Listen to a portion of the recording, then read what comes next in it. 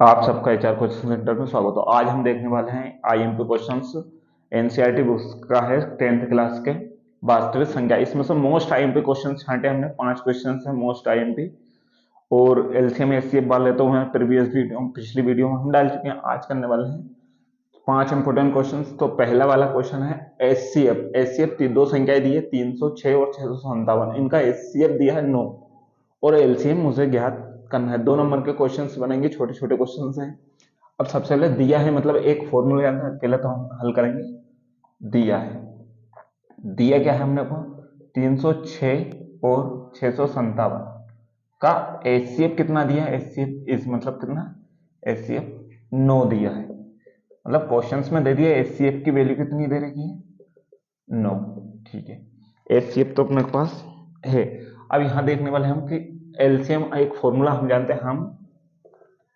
हैं कि दो संख्याओं का गुणनफल, मतलब दो संख्याओं का गुणनफल उनके एचसीएफ और एलसीएम के गुणनफल के बराबर हो। मतलब दो संख्याओं को आपस में गुणा करेंगे तो उनके एलसीएम और एचसीएफ का आपस में गुणा करेंगे तो वह संख्या दोनों बराबर होंगी। ये फॉर्मूला हम पिछली वीडियो में पढ़ चुके। मतलब पहली संख्या ए है, दूसरी बी है, इनका एलसीएम और एचसीएफ। अब मेरे पास ये है कि पहली संख्या तो ए की वैल्यू कितनी दे रखी है 306, मतलब पहली संख्या, और दूसरी संख्या कितनी 657। तो ए की वैल्यू कितना है 306 और बी की वैल्यू 657। एलसीएम कितना है, एलसीएम मुझे फाइंड करना है। और एचसीएफ कितना है, एचसीएफ 9 दिया है। अब यहां से डायरेक्ट एलसीएम निकल जाएगा, मतलब 306 इंटू 657 डिवाइडेड में 9 बराबर एलसीएम। यहाँ इंपॉर्टेंट क्वेश्चंस करेंगे पूरे। देखो 9 एकम 9, 9 तिया 9, 9 7 63 हासिल आई। एक बचा कितना 2, 9 तिया 27। अब 73 का डायरेक्ट मल्टीप्लाई करेंगे तो एलसीएम अपने यहाँ फाइंड हो जाएगा। 3 छंकी 18, 3 की 0 में 0 तो एक का एक ही, 3 तिया 9। नेक्स्ट स्टेप में करें तो 7 छंग 42 की 2 हासिल आई 4, 7 का 0 में करें 0, 4 का 4, 7 तिया 21। अब सोल्व करें तो 8, 2 और 1 3, 9 4 13 हासिल आई। एक एक और एक 2 और ये 2, 22,338। मतलब एलसीएम कितना आ रहा है 22,338। इसका एलसीएम। ऐसे ही एक और इम्पोर्टेंट क्वेश्चन है कि जांच कीजिए कि क्या प्राकृत, क्वेश्चन इंपॉर्टेंट है, बहुत आईएमपी क्वेश्चन है, आने की संभावना है। जांच कीजिए कि क्या प्राकृत संख्याएं के लिए, प्राकृत संख्या देखना है 6 पावर n अंक 0 पर, मतलब 6 की पावर n एक संख्या है जो 0 पर समाप्त होती है। मतलब ये चेक करना है कि 0 पर समाप्त होती है। तो संख्या देखना है तो सबसे पहले दिया क्या है, दिया मतलब 6 की पावर n। क्वेश्चन पूछा 0 अंक पर समाप्त होती है। मतलब ये चेक करना है कि 6 की पावर का अंक में लास्ट में क्या आ रहा है 0 अंक पर समाप्त होती है। मतलब 0 का मतलब क्या होता है, जैसे 1 10, 10 किस पे एंड हो रहा है 0, तो ऐसे ही चेक करना है। अब प्राकृत संख्याएं दी है तो प्राकृत संख्या हम क्या जानते हैं, प्राकृत संख्या कौन कौन सी होती है। प्राकृत संख्या अपनी होती है 1 से लेके 9 तक। 1 से लेके 9 तक की सभी संख्या को क्या बोलते हैं प्राकृत संख्या। या तो आप इसकी वैल्यू रख के भी सकते, जैसे 6 की पावर n, तो यहाँ n की वैल्यू क्या क्या रखना है 1 2 3 4 5 6 7 8 9 और 10। या तो अपन इससे भी कर सकते हैं कि 6 की पावर n, तो मतलब 6 की पावर यहाँ पे पहले में n बराबर क्या रखा 1, मतलब 6 की पावर 1 रखा होगा तो नेक्स्ट स्टेप में क्या 6 1 6 की पावर n, मतलब 6 की प्लेस पे क्या रखोगे n की वैल्यू 2, तो मतलब 6 की पावर 2 का मल्टीप्लाई करेंगे 6 छंग 36। अब ये चेक करना है अपने को लास्ट के यूनिट डिजिट से, इकाई के अंक से। मतलब अगर इकाई का अंक समाप्त होगा तो वो संख्या 0 से समाप्त होगी। एक तो ये संख्या 6 की पावर n बराबर 6 की पावर क्यूब, इसका भी 216 होगा। अब लास्ट में जहां तक देख रहे हैं कि 6 की पावर n, मतलब यहाँ 9 तक भी जाओगे तो लास्ट के यूनिट डिजिट पे इकाई का अंक क्या रहा हमेशा 6 आएगा। इसके आगे मल्टीप्लाई करेंगे तब भी क्या आएगा 6 आएगा। तो हाँ, तो हम कह सकते हैं कि 6 की पावर n प्राकृत संख्या के लिए 0 अंक पर समाप्त नहीं होती है। एक के कथन लिख सकता है कि 6 की पावर n कभी भी प्राकृत संख्या देंगे तो उसके लिए क्या होगी, लास्ट में इकाई का अंक क्यों आ रहा है, मतलब 6 आ रहा है, 6 का 6 ही आ रहा है यहाँ से। अब 216 का मल्टीप्लाई करके देख लिया, अब 216 का 6 में 6 36। अब 2 की पावर कंडीशन क्या क्या दिखती है, और मैं यह लिख सकता था, एक और तरीके से इसको सोल्व कर सकता था मैं, 6 की पावर n, तो इसको तोड़ के लिख दो, मतलब 2 इंटू 3 की पावर होल n लिख सकता हूँ मैं। नेक्स्ट स्टेप में एक फॉर्मूला पढ़ा करना, ए और बी का पावर होल बराबर क्या होता है, ए का स्क्वायर और बी का स्क्वायर, मल्टीप्लाई नहीं है तो इसको लिख सकता हूँ मैं 6 की पावर n बराबर 2 की पावर n इंटू 3 की पावर n। अगर इसको 0 पे एंड होने के लिए यहाँ तो 2 की पावर n तो है, लेकिन 2 की पावर n के साथ मुझे 5 की पावर n चाहिए। 5 की पावर n होगी तो यहाँ क्या हो जाएगी, 2.10, और 10 जैसे ही होगा 10 की पावर n मतलब 0 पे समाप्त हो जाएगी। तो यहाँ पे हम लिख सकते हैं कि 6 की 2n इंटू 3n, 6n का गुणनखंड है तथा 5 की पावर n इनमें कॉमन गुणनफल नहीं है, कॉमन नहीं है, इसलिए हम कह सकते हैं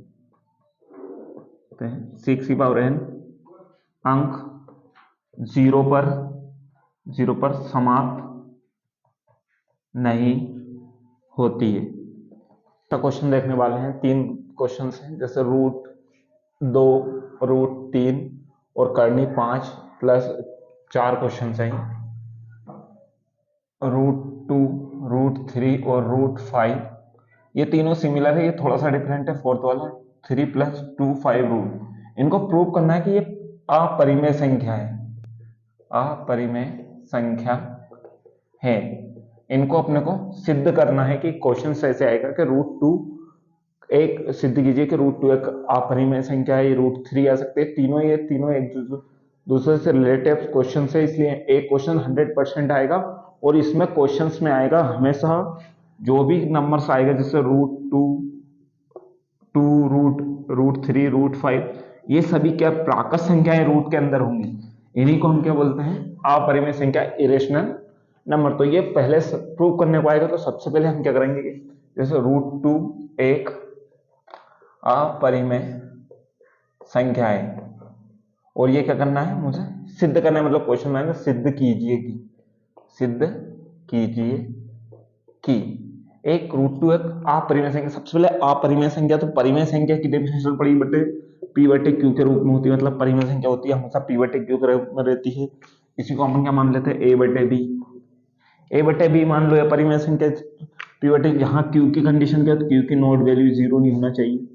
लेकिन अपरिमेय संख्या की भी डेफिनेशन सेम है, लेकिन थोड़ी सी डिफरेंट होती है, जो इसमें रूट में जितने भी नंबर्स आते हैं उनको अपरिमेय संख्या कहते हैं। तो सबसे पहले अपरिमेय संख्या तो ये, अब अपरिमेय संख्या को जितनी भी संख्याएं रूट में होंगी सभी क्या कहलाएंगी, अपरिमेय संख्या कहलाती है। जैसे इनका अगर √2 का अप्रोक्स अगर अपन देखते हैं, 1.144 के या 1.14 के आसपास होता है, जैसे √3 का तो होता है 1.732, मतलब ये पॉइंट डेसिमल्स में होती है ये सभी संख्या। तो सबसे पहले हम देखेंगे √2 एक अपरिमेय संख्या, ये सिद्ध करना है। तो सबसे पहले मैं कहता हूँ, ऐसी संख्या को सबसे पहले अपन मानेंगे कि ये परिमेय संख्या है, इनका और कुछ तरीका नहीं है। अगर इनको सोल्व करना है तो सबसे पहले मैं मानूंगा कि √2 एक मानना पड़ेगा, माना कि √2 एक परिमेय संख्या है। अगर ये क्वेश्चन नहीं करेंगे तो परिमेय संख्या नहीं मानेंगे तो क्वेश्चन सोल्व हो गएंगे। तो √2 को अपन मान सकते हैं कि √2 बराबर किसके होगा, a बटे b के। अब यहां से थोड़ी सी हिंट ये पता चल गई कि ये परिमेय संख्या मैंने मानी है, यहाँ मतलब क्रॉस मल्टीप्लाई होगा a का b में, मतलब क्रॉस मल्टीप्लाई कर लेते हैं मानने के बाद। तो ये लिख सकता हूं मैं b √2 बराबर a, इसको मैं मान सकता हूं समीकरण 1, या नेक्स्ट स्टेप में समीकरण 1 रख लेंगे इसको दो। अब क्या, दोनों तरफ क्या किया मैंने, वर्ग करने पर। अब वर्ग करने पर यह होता है कि वर्ग करने पर दोनों तरफ वर्ग करूंगा, मतलब b √2 का होल स्क्वायर बराबर किसका, a का स्क्वायर। नेक्स्ट में बी का स्क्वायर भी, √2 का स्क्वायर इससे √2 का होल स्क्वायर बराबर ए स्क्वायर। नेक्स्ट सिस्टम में बी स्क्वायर, रूट से करनी कैंसिल, ये 2 बराबर ए स्क्वायर। यहां से मुझे हिंट ये देखते हैं कि कंडीशन सी, अगर मैं बी को सेपरेट करता हूं मतलब बी स्क्वायर ए स्क्वायर डिवाइडेड किसको कर रहा है 2, या लिख सकते हैं कि जब 2 किसको डिवाइडेड कर रहा है, अब मैं क्वेश्चंस में लिखूंगा कि ए स्क्वायर को ऐसे लिख सकते 2 ए स्क्वायर को विभाजित करता है। अब क्वेश्चंस में यह है कि ए स्क्वायर को इस कंडीशन से प्रूव हो रहा है कि जो 2 है वो ए स्क्वायर को विभाजित कर रहा है, और ए और बी ये सब क्या है, कौन सा पूर्णांक है, तो ए और बी मतलब ए स्क्वायर को डिवाइडेड कर रहा है, तो मतलब कंडीशन ये होती है जैसे 4, अगर संख्या 4 है, क्वेश्चन समझ जैसे 2 से डिवाइडेड करेंगे तो 2 दूनी 4 होगा, मतलब ये 4 को क्या लिख सकता हूं, अब जैसे 4 का स्क्वायर 16 है, और इसको 2 से डिवाइडेड करेंगे तो 8 स्क्वायर, मतलब कंडीशन ये होगी कि जब 2 ए स्क्वायर को विभाजित कर रहा है तो ये कहते सकते हैं अतः 2 ए को भी विभाजित करेगा। इससे हम प्रूव कर सकते जैसे ए बराबर, क्वेश्चन में सपोज कर लो ए बराबर 4 है और ए स्क्वायर बराबर कितना है 16 है, तो अगर मैं 2 से अगर 16 को डिवाइडेड कर रहा हूं तो वो 4 को भी डिविजिबल करेगा। पहला करेगा 2 ए को विभाजित करेगा, तो मतलब क्वेश्चन में ऐसा लिख सकता हूं, मतलब जो ए है ए को विभाजित क्या कर रहा है 2, अब 2 विभाजित करेगा तो यहां नहीं कहीं ना कहीं कॉन्स्टेंट आएगा, कॉन्स्टेंट आएगा मतलब कहीं ना कहीं पूर्णांक आएगा, जिससे को भी डिविजिबल करेगा, तो जो भागफल आएगा पूर्णांक में होगा, तो उसको मैं के मान सकता हूं, सी मान सकता हूं, मतलब नेक्स्ट इसमें ए बराबर इसको लिख सकता हूं, क्रॉस मल्टीप्लाई करेंगे, यहाँ के मान लिया मैंने के, तो यहाँ पे होगा 1, क्रॉस मल्टीप्लाई करूंगा तो a1 1 और 2 के, मतलब मैं कहीं पे a की वैल्यू क्या रख सकता हूं, मतलब 2 के, और समीकरण 1 के इसको मान लूंगा मैं समीकरण 1। अब समीकरण 1 में a का मान रखने पर, a का जैसे ही मान रखेंगे हम, क्योंकि कंडीशन ये होती है a और b है लेकिन ये सहअभाज्य होना चाहिए, सहअभाज्य गुणनखंड होना चाहिए। अब सहअभाज्य गुणनखंड तो देख रहे हैं, यहाँ के गुणनखंड क्या है 1, तो इसको चेक करना है, मतलब a का मान कहाँ रखना है समीकरण 1 में रखने पर, और 1 में रखने पर क्या होगा समीकरण 1 क्या है, इसको बी स्क्वायर 2 बराबर कितना है ए स्क्वायर, मतलब a के प्लेस पे क्या लिख सकता हूं मैं 2 के, a है जहां 2 के लिख देंगे तो बी स्क्वायर 2 बराबर, यहां लिख सकता हूं मैं 2 के का होल स्क्वायर, नेक्स्ट स्टेप में होगा बी स्क्वायर 2 का स्क्वायर 4 के स्क्वायर, नेक्स्ट स्टेप में सोल्व करेंगे तो बी स्क्वायर 2 के स्क्वायर, देखो 2 एकम 2, 2 दूनी 4, यहां से दिख रहा आपसी कंडीशन क्या बन रही है, देखो बी स्क्वायर यहां से डिवाइडेड है, मल्टीप्लाई में इधर आकर डिवाइडेड, मतलब बी स्क्वायर 2 बी स्क्वायर को विभाजित करता है, तो किस कंडीशन है कि जब बी स्क्वायर को डिवाइड करें तो बी को भी विभाजित करेगा, कंडीशन दोनों में ट्रू होगी, मतलब अभी कहीं पे कर रहा है, मतलब ए को भी ए स्क्वायर को डिवाइडेड कर रहा है, ए को भी डिवाइडेड कर रहा है जैसे बी स्क्वायर को रहा है, तो बी को तो हम कह सकते हैं कि जैसे क्या कह सकते हैं, हम कह सकते हैं कि ए तथा बी का सहअभाज्य गुणनखंड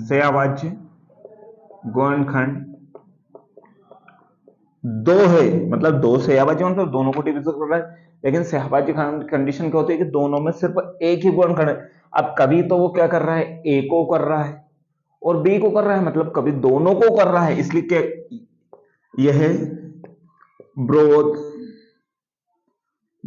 अवस्था है, ब्रोध अवस्था मतलब इसको डिवाइड कर रहा है, मतलब कंडीशन ये होती है सहअभाज्य गुणनखंड की कि दोनों को ही एक ही गुणनखंड होना चाहिए, लेकिन यह कभी ए स्क्वायर को कर रहा है कभी बी स्क्वायर को कर रहा है,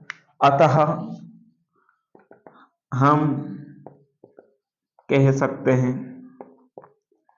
कि √2 एक अपरिमेय संख्या है।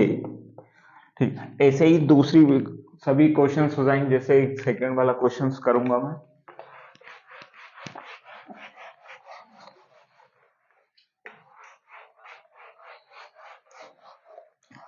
जैसे एक क्वेश्चन और देख लेते हैं। जैसे एक क्वेश्चन है जैसे √5 और जैसे √3 और √5। तो मैं मान लेता हूँ प्रूव करना है कि शॉर्ट जल्दी कर लेंगे। √3 जैसे तो √3 को मैं क्या मानूंगा, सबसे पहले माना कि क्या करेंगे अपन, √3 एक परिमेय संख्या, सबसे पहले सभी को परिमेय संख्या मानना है तभी तक क्वेश्चन सोल्व नहीं। अब इसका क्रॉस मल्टीप्लाई करेंगे, सेम प्रोसेस, b बराबर a। अब यहाँ पे दोनों पे वर्ग करने पर वर्ग करेंगे तो b² ये √3 से का होल स्क्वायर बराबर a²। नेक्स्ट स्टेप में करूंगा तो b² बराबर ये 3 इज इक्वल टू a²। इसको समीकरण एक नाम देंगे जैसे पिछले क्वेश्चंस में किया। अब यहां से मुझे पता चल रहा है a², तो कंडीशन ये कह रही है कि 3 a² को विभाजित कर रहा है, करता है। जब a² को विभाजित कर रहा है 3a को भी विभाजित करेगा। अब a को विभाजित करेगा तो हम लिख सकते हैं विभाजित करेगा, मतलब a को विभाजित करेगा ना, तो कोई सा पूर्णांक है, क्योंकि a और b क्या है, पूर्णांक है। जैसे a को डिवाइडेड करेगा 3 तो कोई ना कोई सा पूर्णांक देगा, उसको क्या मान लो k। अब यहां से k की वैल्यू निकालेंगे तो a बराबर क्या है, a की वैल्यू निकालेंगे 3 k माना है। तो अब a की प्लेस समीकरण 3 में रखेंगे, अब समीकरण 1 में रखेंगे तो b² 3 बराबर कितना, a²।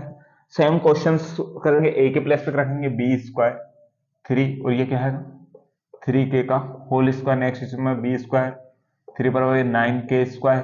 सोल्व करेंगे बाप से b² बराबर 3k²। आप कंडीशन बात सुनेंगे, आप 3 किसको डिवाइडेड कर रहा है, 3b² को विभाजित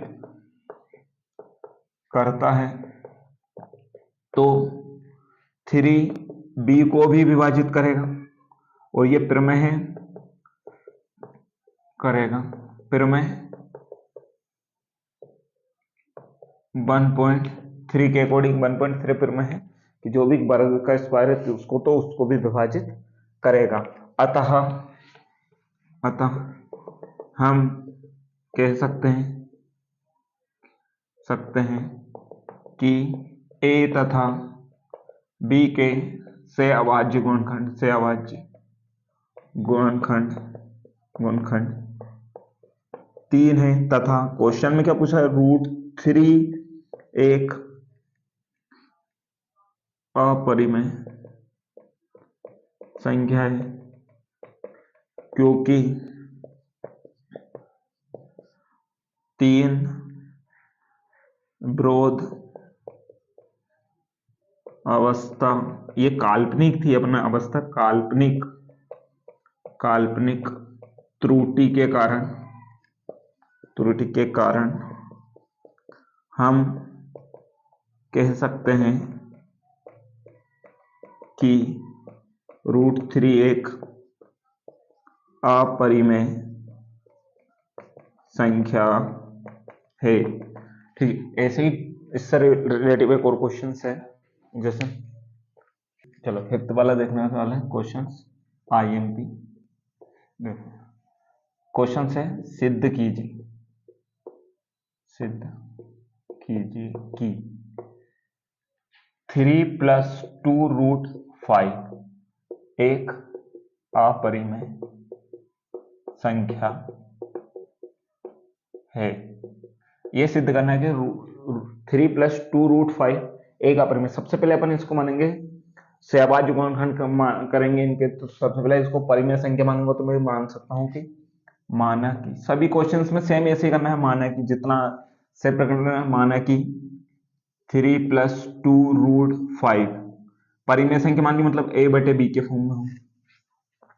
अब यहां से कंडीशंस ये बन रही है कि यहाँ पे a² कॉन्सेप्ट बनाना चाहिए। तो अब ये देखो यहाँ तक इस प्रकार का अपन ने क्वेश्चन सोल्व कर लिया, मतलब इसको सबसे पहले सेपरेट करना है। तो मैं ये करूंगा 2√5 तो इधर ही रहने देता हूँ, a/b है, क्योंकि यहाँ क्योंकि क्या है a तथा b क्या है पूर्णांक है, और पूर्णांक है तो पूर्णांक वो तो क्वेश्चन में पूर्णांक है ए और बी। अभी प्लस का 3 इधर आ गया, माइनस का 3। अब नेक्स्ट स्टेप और देखेंगे, 2√5 बराबर, इसका एलसीएम ले लूंगा तो यहाँ एलसीएम आएगा बी। बी के टेबल में बी तो मतलब यहाँ तो ए ही होगा। 1 के टेबल में बी मतलब बी टाइम मतलब 3 में बी का मल्टीप्लाई हो जाएगा। नेक्स्ट में 2√5 बराबर a माइनस 3b डिवाइडेड में b। अब अभी तक अभी क्वेश्चन करा है कि 3 + 2√5 बराबर a और b, ये क्या है, परिमेय संख्या। अब यहां से अगर मैं 2 को सेपरेट करता हूँ, √5 को, √5 ये लिख सकता हूँ यहाँ a माइनस 3b, और ये डिवाइडेड में कैसा है 2b। अब यहां से मैं देख सकता हूँ, क्वेश्चन सोल्व करने की आवश्यकता नहीं है, यहां से ही बना सकते हैं, क्योंकि देखो LHS साइड और RHS साइड। अब मैं ये तो 100% श्योर हूं कि जो LHS साइड है, जो LHS लेफ्ट हैंड साइड है, वो तो √5 क्या है, अपरिमेय संख्या है, संख्या है। अब ये अपरिमेय संख्या, लेकिन LHS RHS जो साइड है वो क्या हो सकती है, परिमेय संख्या हो सकती है। जैसे कि ABC क्या है, यहाँ AB क्या है, पूर्णांक है, और पूर्णांक कुछ भी होगा, जैसे सपोज करो A के प्लेस पे 4, B के प्लेस पे 1 है। क्वेश्चन को समझना, जैसे a माइनस 3b डिवाइडेड में 2b। अब a की वैल्यू कितनी, 4 माइनस 3 इंटू 1, b की वैल्यू 2 इंटू 1 मतलब 4, 3 और डिवाइड में 2, तो मतलब यह क्या होगा 1/2। और ये क्या है, परिमेय संख्या, मतलब एक्यूरेट संख्या होगी जो a और b के रूप में लिखी जा सकती है, उसी को क्या परिमेय संख्या। तो ये तो 100% परिमेय संख्या होगी, लेकिन ये क्या होगी, √5 अभी कोई √5 एक अपरिमेय संख्या है, इसलिए क्वेश्चंस को सोल्व करके इतना जो पिछले क्वेश्चंस पे कर चुके थे, इसलिए हम क्या √5 को फिर सेपरेट करके सोल्व करेंगे तो क्वेश्चंस वहीं पे होगा, इसलिए a² भी इसलिए सबसे पहले क्या कर सकता हूं मैं कि √5 एक अपरिमेय संख्या, इसलिए 3 + 2√5 एक अपरिमेय संख्या होगी।